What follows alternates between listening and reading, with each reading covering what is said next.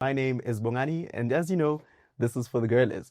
Nikki, today I want to talk about something interesting. One of the girlies asked, when is the best time to buy a car? I think there's a lot of factors to consider, but ultimately we were able to boil it down to two main factors. I think that one, there must be a clear need for the car, right? And secondly, you should be able to afford the thing. As nice as it may be in the first maybe month or two or three, you're going to end up paying a whole lot. So what I want us to talk about on today's episode is affordability, buying your car, financing your car, and the things you should just look out for. So unfortunately, I have financed a car. I'm financing one right now.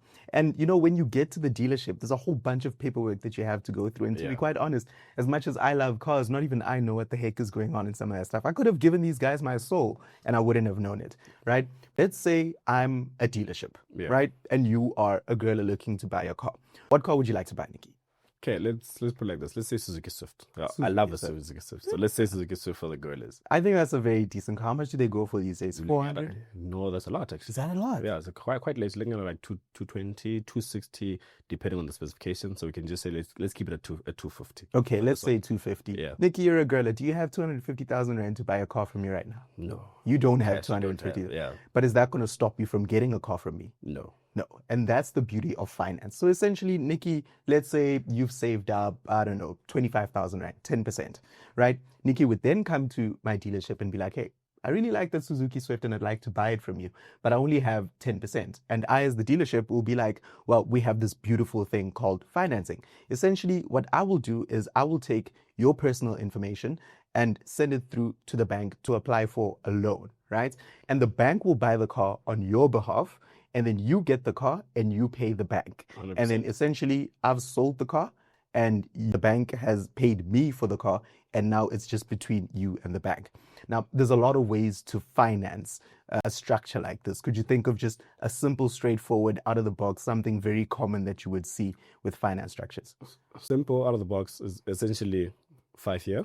At a 12% interest rate. Yeah. That's with no balloon, but there's a lot of balloon payments. What's a balloon? Residual. So balloon. What's a residual? So it makes you afford the car. So if the car's 250,000 rand, you can say, no, we can take 50,000 rand off. Okay. So that you basically buy the car for 200,000 rand. Yeah. And then you pay for the 200,000 rand for that 5 years. On a monthly basis. On a monthly basis. And then after the 5 years, I guess you've paid for the 100,000 rand. I got the car now. You got the car. But there's that 50,000 rand that the dealership, hey, we're excluding this from your finance. And then after the 5 years, they say, now we want that 50,000 because our car is essentially 250, but you'll pay for the 200,000 rand. So now then you need to pay that 50,000 rand cash.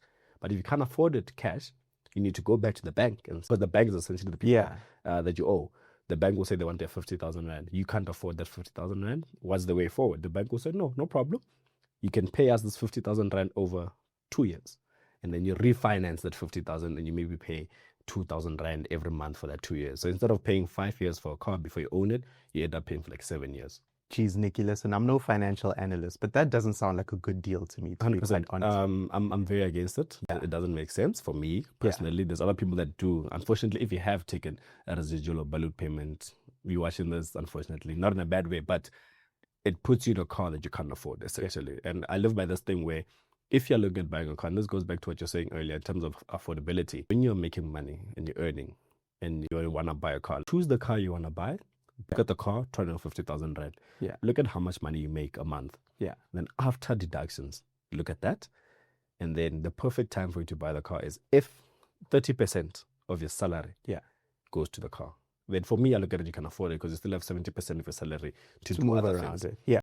Keep It or Change Cars, the motoring podcast with news, views, and interviews.